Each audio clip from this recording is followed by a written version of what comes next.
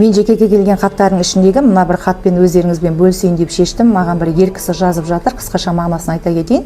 Мен үйленгеніме 8 жыл болды. Әйел алудан адасқан жоқпын. Әйелім өте ақылды. Қазіргі таңда менің ауру анама қарап отыр. Өзім үйдің жалғыз ұлымын, бір әпкем, 2 қарындасым бар. Анамның ауруы күрт өзгергендігі соншалық соңғы 3-4 жылда өзінен өзі сөйлей беретін жағдайға жеткен. Кешке қарай мен жұмыстан шаршап барсам, әйелің жаман, күнімен ұйықтай береді, сен келетін кезде ғана шығады, қыздарға күн бермейді, айтқанын істемесе ағаңа айтып беремін деп қорқытып істетеді, немесе саған ұрғызады деп маған жалып жасай беретін болған. Әпкем үйге келсе де, мен жоқ кезде сен анама қарамайсың деп әйеліме күн бермей кетеді екен, ұрсып кетеді екен. Енді қайсының сөзін сөйлерімді білмей қазір 2 оттың арасында қалып отырмын.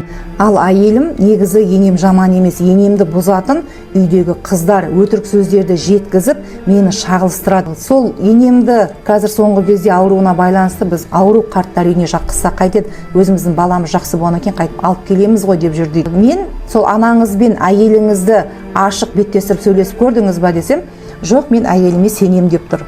Қазақта қойныңдағы қатыныңа сенбе деген сөз бар.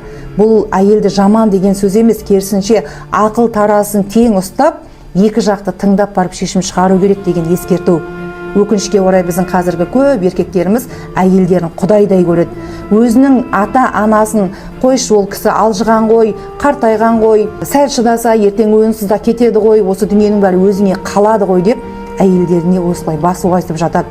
Осындай күйеуіне мен сені жақсы көремін, мен үйдің барлығын жақсы көремін, мен де осы үйдің адамымын ғой, тіпті осы үйдің жағдайының жақсы болғанын жақсы көремін, мен де біреудің қызымын ғой деп оңашада күйеуінің басын қатырып, қасында мысық сияқты мияулап отырып, бір мейірімді адамның кейпіне еніп отырып, күйеуі жоқта оңашада басқаларға басқаша қарым-қатынас жасайтын 200 әйелдер жетерлік.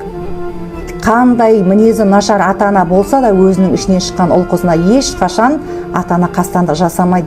Сондықтан ер азаматтар ешқашан бір жақты тыңдап шешім шығармаңыздар.